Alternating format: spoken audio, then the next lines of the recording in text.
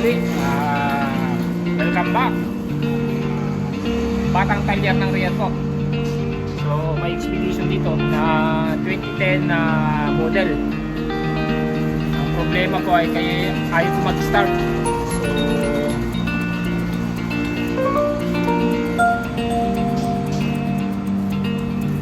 yan, ito yung sakyan.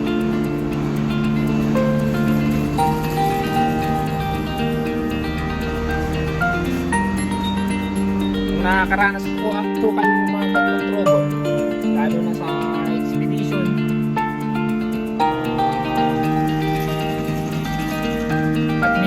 At okay naman po ang inyong mga battery, malakas naman. Tulad nito, malakas po yung kanyang battery. Yan. Pero wala po siyang start. Pag ini-start po yan. Yan. Nakapark naman po siya. Yan. So ang sabi ng may-ari, sira daw po itong kanyang starter. So sabi ko, chichikapin ko muna kung ano talaga yung naging cause nito, bakit wala siyang start. So chinik ko naman po yung kanyang fuse box, starting relay, fuse, yung kanyang starter. Pag nire-recta ko sa ilalim, nag-crack siya. So ibig sabihin, okay po yung battery ay yung starter. So ngayon, either na mayroong problema po dun sa kanyang TRS, sa kanyang transmission rate sensor po sa may loob ng transmission. Kasi yung mga ganito, yung model po ng kanyang transmission, yung 6R80 model na transmission, ang TRS po niya nandun po sa loob, nakasama po sa mga plate ng turbine sensor. So hindi po nyo natin makikita yun po dun, maliban dun sa connector po sa likod. Yan, yun din ang i-check natin na isa pa na connector. So baka yun lang po naging problema, hindi natin alam, di ba? Kasi batik dito lang sa susi na yung mag-crank. Saka dapat pag nakapark at neutral, na-under siya kahit saan mo dyan. Sa park, neutral, na-under dapat yan. So ngayon, tara, check upin po natin yung ilalim, titignan natin yung connection po dun ng kanyang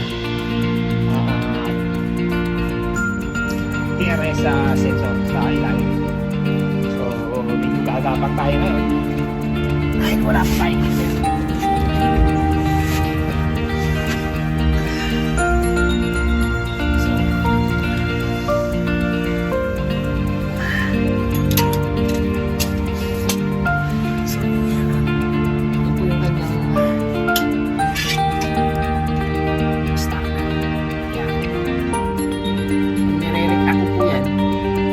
Crack siya. So ibig sabihin, wala ko siyang pumapasok na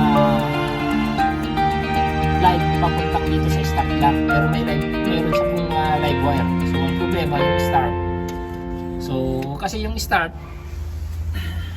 ang nag-trigger po sa kanya, kailangan dito sa may TRS, siyang nag-trigger po dito sa may starting relay. Pag wala pong pumapasok na positive, lumalaw sa output, napapuntang starter, hindi mo mag-i-start yan pag sira. So tignan natin yung TRS. Connect na. Ayan. Yan, sa model po ng transmission na to, 6R80, ito lang po yung connection niya sa likod.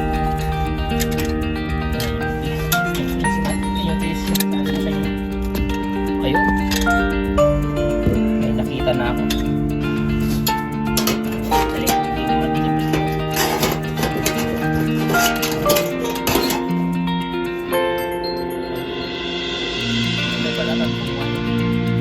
So either na may nagkadikit po, yan ang kita niya.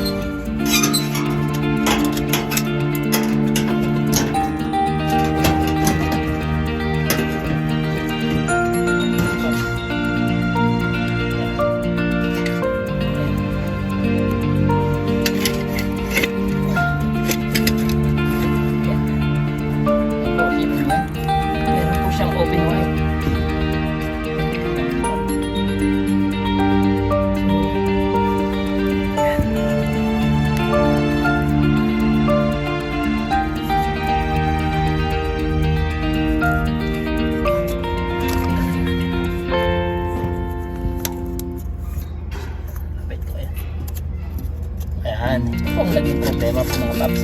Ngayon nagbabat po ng ATF na oil.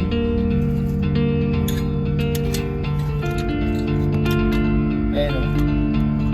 Yan. Nabalatan na ho. So, try natin ilayo muna. Tapos testingin natin kung under siya. Wala pong talawak. So, ito po yung connector mga paps. Ayan po makikita nyo. Nabalatan po yan.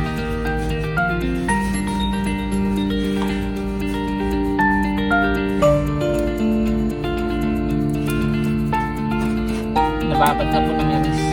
Yan, ilayo muna natin yung open wire siya. Dalawa. Yan. Yan, ibalik po natin yung sa akin pa. Ay, parang testingin natin kung may start siya.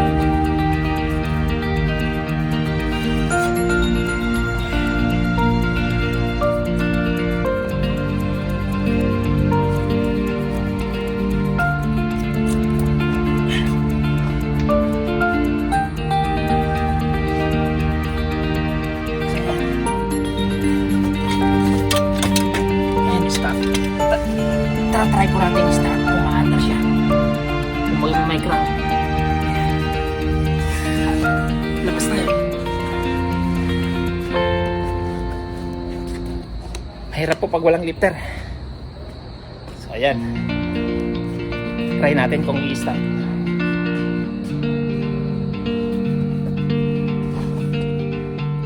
So yan, patayin muna natin yung ano.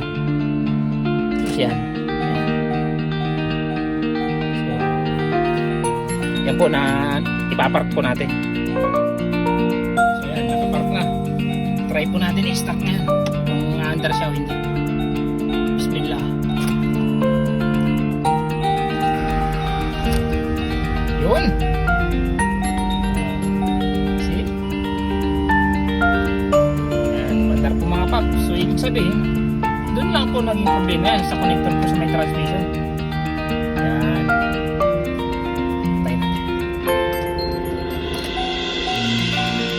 Natin ngayon sa neutral kung aandar po siya.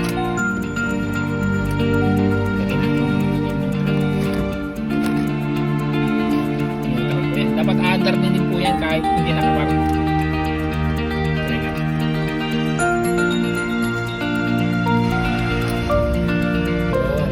That's perfect. Yan. See? Sa batang tagger ng Riyadh po, wala pang napapalitang pyesa pero umandar na. So matutuwa po yung may-ari dito kasi wala siyang gagastusin maliban sa aking pag-diagnose. So yan, pagka sa iba yan, pinalitan na po yung starter. Yan.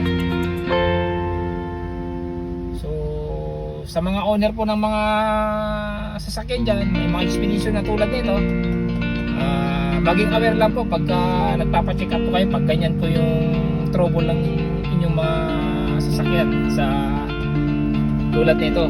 Hindi lang mo nag-i-start ko ang problema. Ayos lahat. Battery, starting relay, okay. Wala siyang lost connection na ground. Yung positive okay. Ang wala lang po yung positive sa start ang nawawala. Kasi pag isinusimuli po dapat in-start mo siya, saka lang siya nagkakaroon ng live wire papunta sa start, kaya dapat mag-tracker siya. Yun ang nawala po. So yan po mga paps, ganun lang po ang control para masigurado natin na yun talaga ang sira. So tulad yan, wala pong sirang starter. So yan. Maraming salamat po ulit. Sana po subscribe mo lang po ang aking YouTube channel, Batang Tagger ng Riyadh po. Yan. Maraming salamat and God bless.